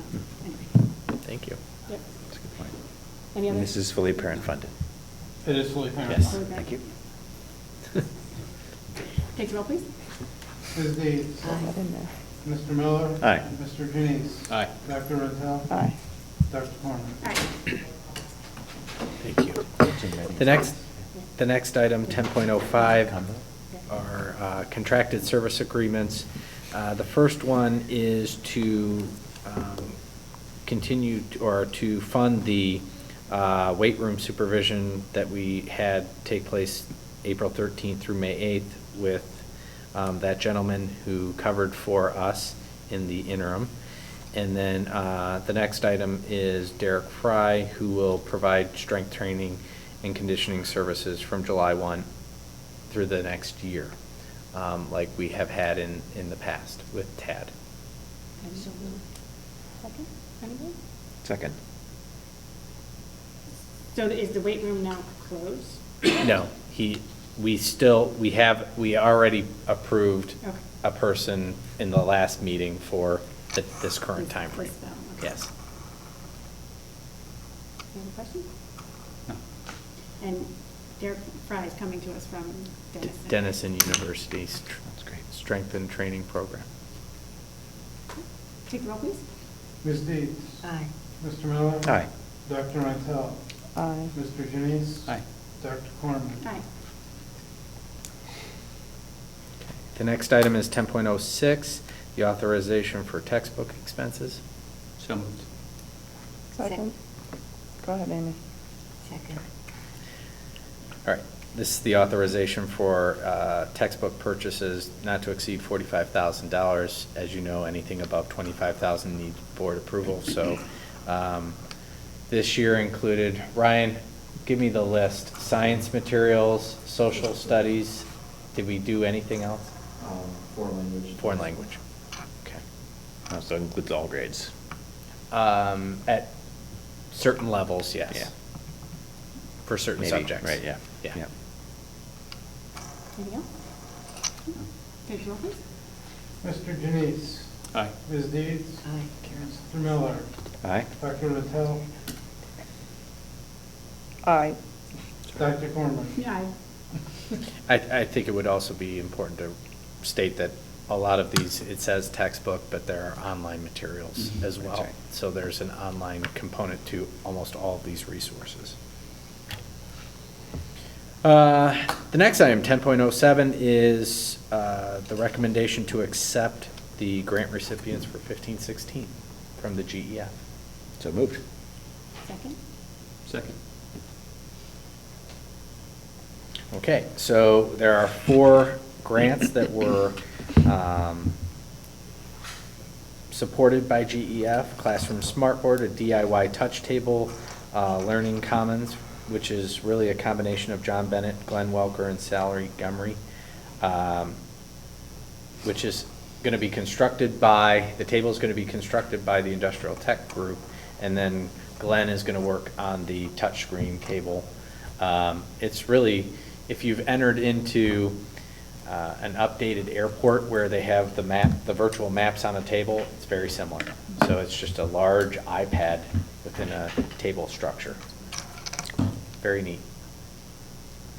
The Brick Lab across the curriculum, Donna Murphy, Lisa Stankunas, and Jessica Wilson, which is reading materials, and then GMS Fit for Life. So additional PE equipment for the middle school program. Is that the CrossFit stuff, the Fit for Life, or is it just happen to be the name of it, It just happens to be the name of it. of the grant? Correct. Yeah. She's on leave of absence Yes. here, so what happens? It goes to Mr. Hicks, who also runs that program. Any other questions or comments? Take the roll, please. Mr. Miller. Aye. Mr. Janice. Aye. Dr. Rentel. Aye. Ms. Deeds. Aye. Dr. Corman. Aye.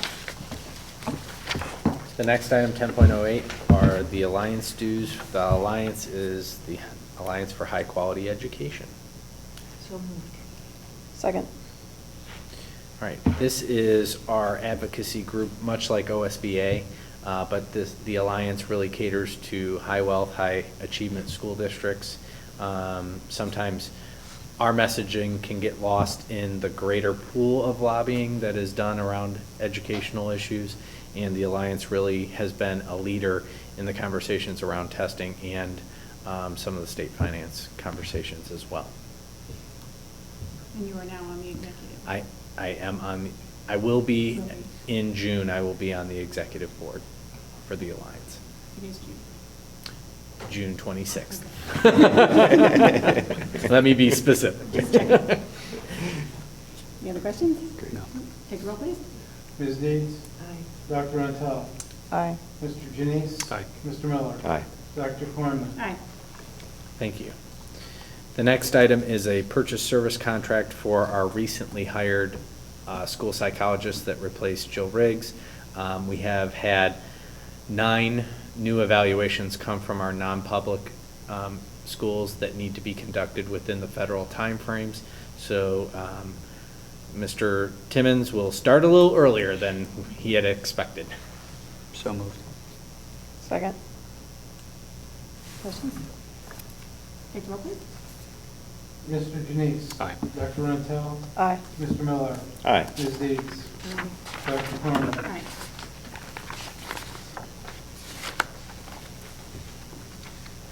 Okay, the next item is our consent agenda, 11.01A through C8, with one change to the minutes, okay, from the previous meeting. On page, if you look at the meeting minutes from our last meeting,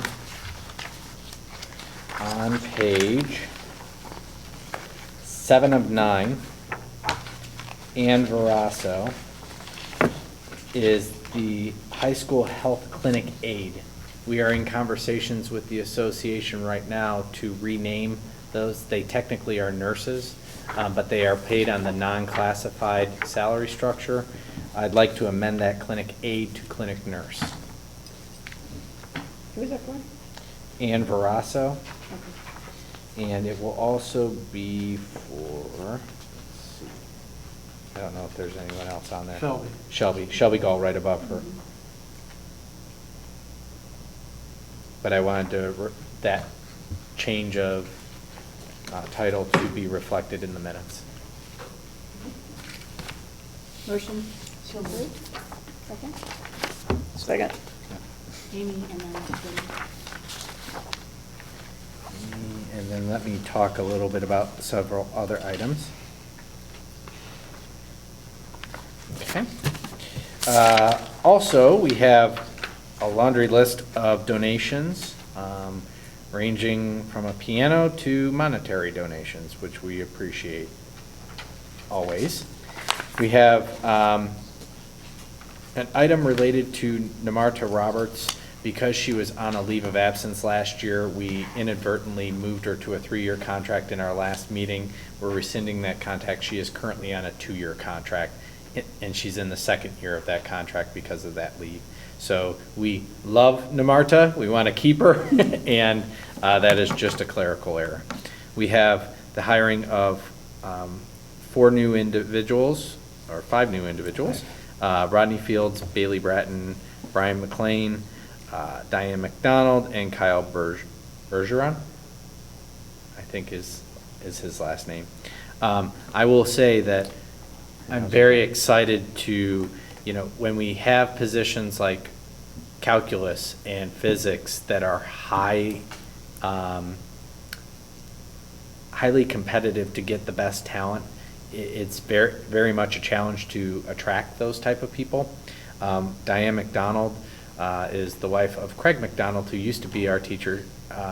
She was working in New Albany, and she is coming back to work in Granville. We're very excited about that. Bailey Bratton, I interviewed for the calculus position. I think she's going to be a fantastic add to that already high-quality high school staff. Kyle, I've heard great things. Brian, I've heard great things, so we're excited about all of our new hires. And they all have some minimum level of experience in education, or? All of them have experience in education. Some of them much more than minimal. Yes. Says the man that is the financial. I'm not saying that's bad. No. it's just- No? Yeah, Yeah, there are some very experienced teachers, a couple of them. yes. Okay. Jeff, is the Aspire donation for global languages earmarked for something in particular? That's $1,600. I'm just curious.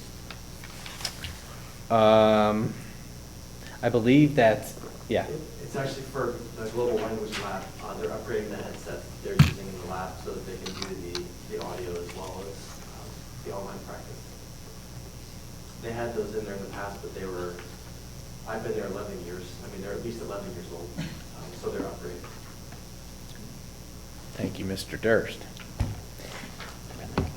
Other items, we always, Granville Christian Academy, we employ several of their employees through the auxiliary service funds that they receive. So you have their 3 employees that they're going to be hiring. We also have the resignation of Patty Pastor, a first grade teacher at the elementary, so we appreciate her service. I believe she spent 7 years in the district, and first grade is one of those grades that's absolutely critical for literacy and building that foundation, so she's done a fantastic job for us. Other items are pretty typical, and we have a pretty lengthy list of supplementals. And the supplementals are those who have done all the necessary paperwork. and Correct. Cleared all the necessary. There will be another laundry list in July, for sure. Any questions or comments? No. Take the roll. Sorry to see Patty go. Yeah. Jack had a great year with it this year. Yeah. Okay, take the roll, please. Ms. Deeds? Aye. Dr. Rantel? Aye. Mr. Janice? Aye. Mr. Miller? Aye. Dr. Quinn? All right. Thank you. Takes us to the financial section of the meeting. The first item is the May financial report. So moved. Have a second? Second.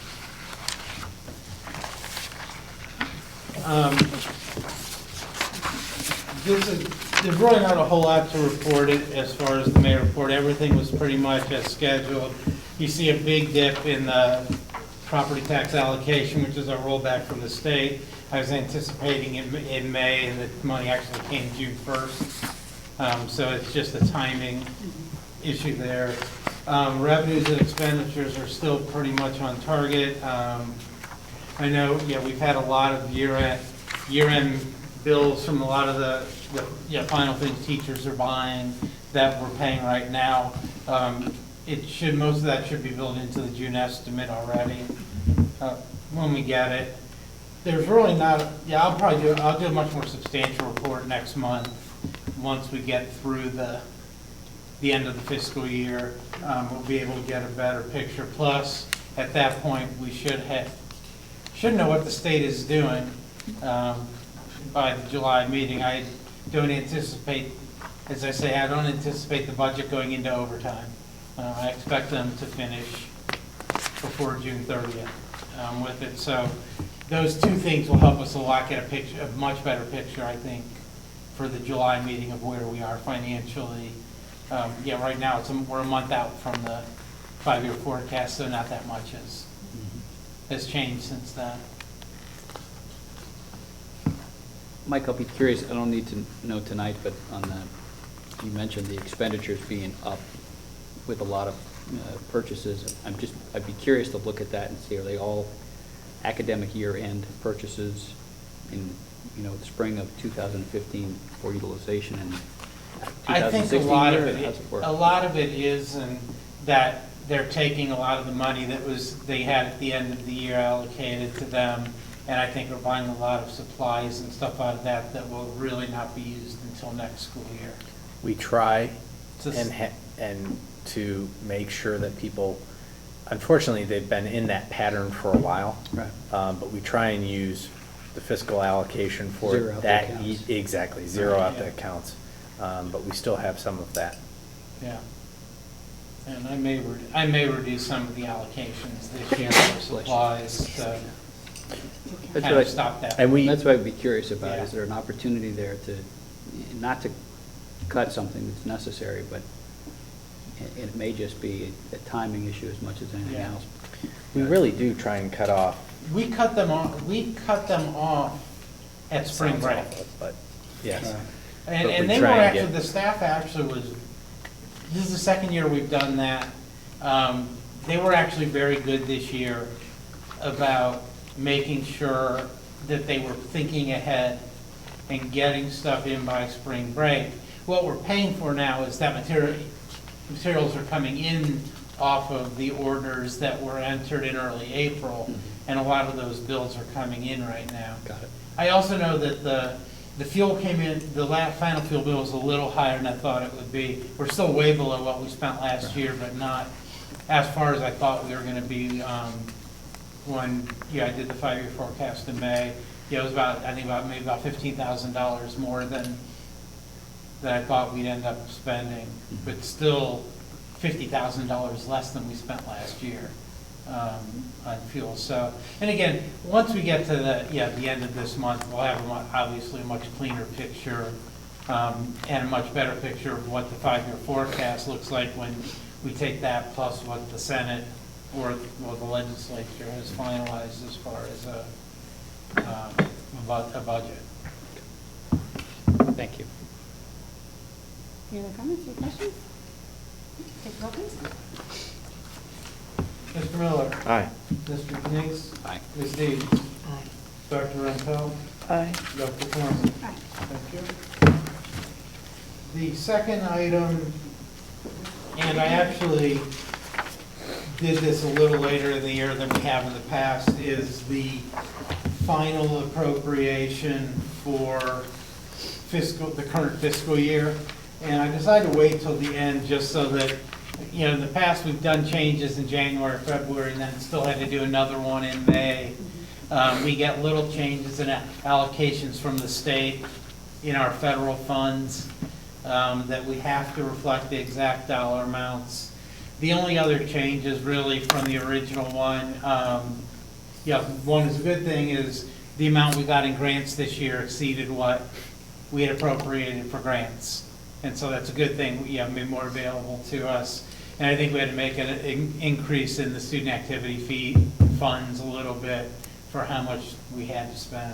So they're mostly minor adjustments to the appropriations that were made. In the big piece is the operating budget, the bond fund, the permanent improvement. None of those are any different than what was approved back in October. We're required, though, obviously, to do this so that the spending does not exceed the appropriation authority by the end of the year. Any questions? Take roll, please. We need to Actually, motion, no don't we? one ever made a Oh, motion. So sorry. moved. Sorry. Second. Mr. Janice? Aye. Dr. Rentel? Aye. Ms. Deeds? Aye. Mr. Miller? Aye. Dr. Foreman? Aye. Thank you. And the final item, no, second to last item, sorry, is the temporary appropriation for fiscal year 16. This will allow us to continue our operations after the end of this month. We're in favor of that. So moved. That's a motion. Don't we I'll get second. vacation? Second. At this point, the highlights, if you take a look at what's there, it compares the previous year's initial appropriation to the current year. The two things that really stand out here, you see the bond retirement fund. Last year, we appropriated $3 million. This year, we are appropriating $31 million. Not a typo. No. That is not a typo. 3.1. Yeah. That is the refunding. Right. The way we have to show the refunding is we will be taking all that in revenue, and we will be holding it for about 2 months, and then we will be expending it to, call the old bonds and the fees associated with it. So it actually shows up as, it is an appropriation, and that's why Yeah, it does look like we have increased our spending dramatically from last year. Temporarily, yeah. But we have not, it's keeping us within what we legally have to do as far as going through the process. And I will just add on that note that the 10-year rates are now 44 basis points ahead of where they were when we refined it, which means we would be in a negative, well, we would still be saving money if we had waited, but we are in a negative situation relative to what we did. By about 20 basis points right now. So then, that doesn't sound like a lot, but that when you're talking about the amount of money in the number of years, that's hundreds of thousands of dollars that we have saved by doing the bonds when we did them rather than waiting. Nothing else is that exciting in here. The permanent improvement you see is down $200,000. Remember, we moved some one-time money out of the operating budget in the permanent improvement this year to do specific projects, to do the wiring from the fiber optic cables from the elementary school to the high school that didn't get done. We're going to be carrying that money one more year to get that done. That got all hung up in. Things don't move quickly. Yeah, we got hung up in issues with Windstream over that. And with the utility pole And with the replacement. utility poles. And there were a few other items that we had transferred money to. We're not transferring money out of the operating budget again this year, at least I'm not planning to. If you have other ideas, that's fine, but I'm not planning to do that. Everything else is normal. You will see, I do want to mention this. The appropriation, I did put a $15,000 appropriation in the last line, $599 for miscellaneous federal grant funds. And I did that on the off chance that the Fish and Wildlife Service decided to put any more money into the land lab. And I got a letter last week that they're putting $13,000 more into the land lab.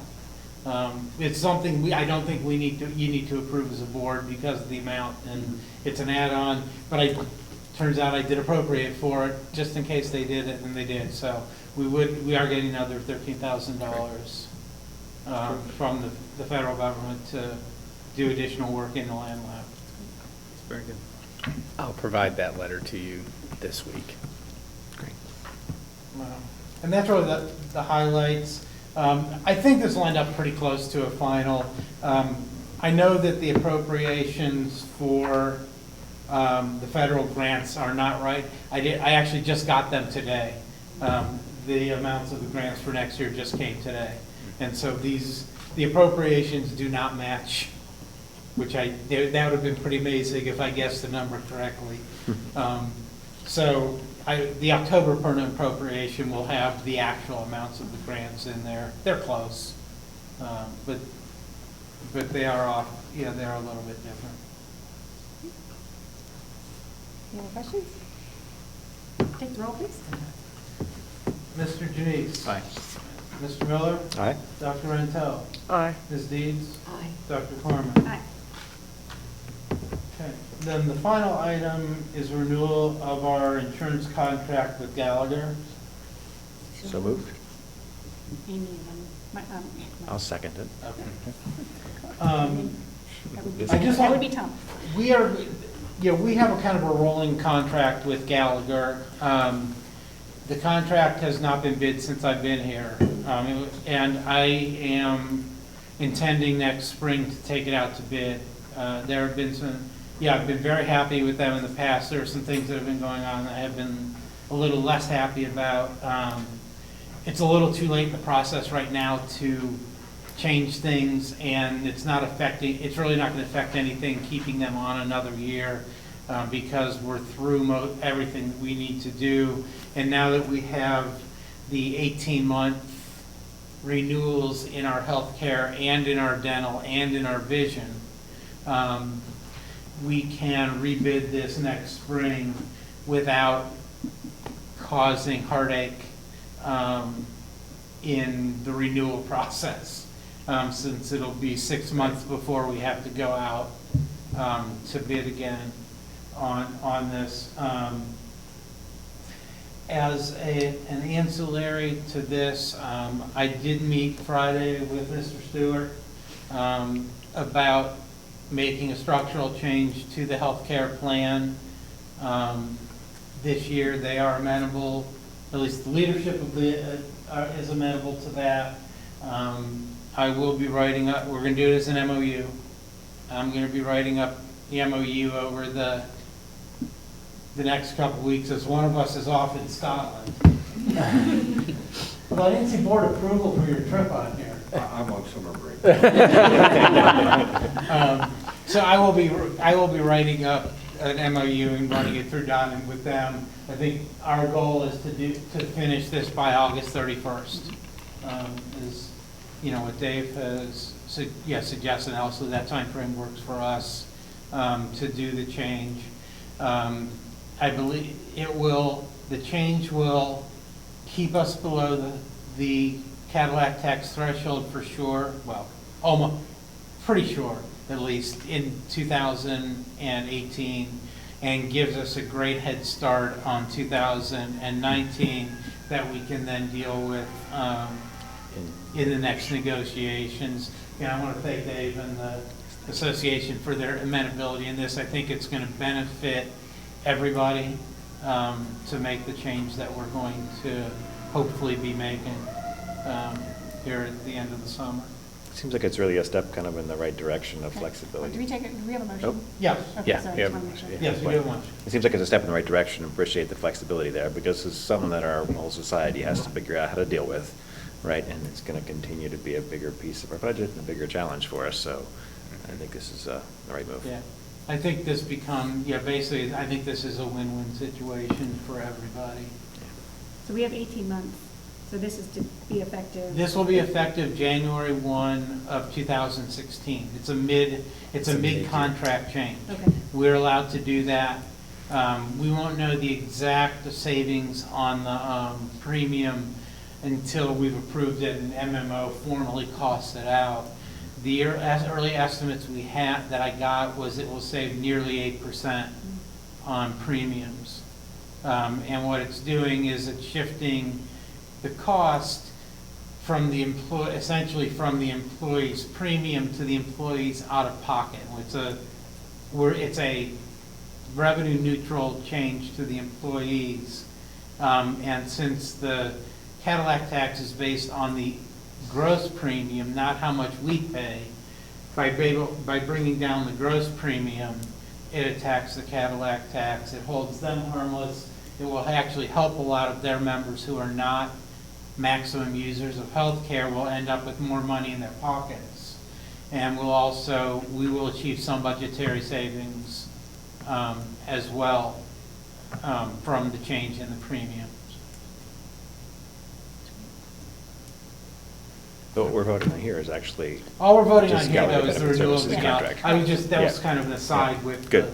Yeah, but all we're voting on here is to renew the contract with Gallagher for one more year. Yep. And, I'm not saying we won't go with them again, but I am saying, I think, it's the contract, we haven't bid it in 5 years. And I think we're gonna at least explore the bidding process next spring and see what's out there. So Gallagher's like a broker. Yes. They're a broker. They're a broker, okay. Yeah, they're basically our intermediary between us and the insurance carriers. The broker does negotiations on our behalf at renewals, and if we're going out to bid, they actually do all the RFPs, and they solicit the bids and evaluate the bids and lay stuff out for us. It's a process, we're not experts at administering healthcare. And it's a process, yes, we pay for it, but there's a lot of errors in this that can be made if you don't know what you're doing. Mm-hmm. And I'm not saying I don't know what I'm doing, but when it comes to this, for the most part, I don't know what I'm doing. And neither does any other treasurer, because we're not trained in healthcare economics and the healthcare system. And so it facilitates us getting what we need to provide the healthcare and other benefits to our employees. comments or questions? Take the roll, please. Mr. Janice. Aye. Mr. Miller. Aye. Dr. Rentel. Aye. Ms. Deeds. Dr. Corman. Aye. At this point, I'd like to make a motion to enter into executive session to consider the employment of public employees or officials. Second. Actually, I can't make the motion, so somebody else has to. I'll make the motion. You can make the motion. I didn't think I could. You can make the motion. You usually do on the Yeah, on the Executive executive executive session. session, yeah. Just let Russ second it then. Okay. All right. Dr. Corman. Aye. Mr. Janice. Aye. Ms. Deeds. Mr. Miller. Aye. Dr. Rentel. Aye. There'll be no action after the executive session?